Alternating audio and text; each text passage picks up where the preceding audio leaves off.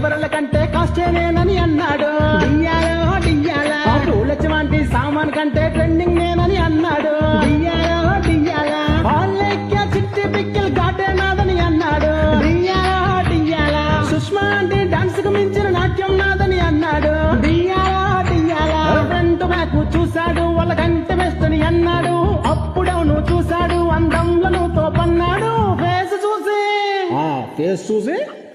Face చూసి freeze అయిపోయి చెయ్యాల్సిన పని కంప్లీట్ అయ్యి దుర్గకి ఇంకా బ్రేకప్ అంటూ పారిపోయాడు.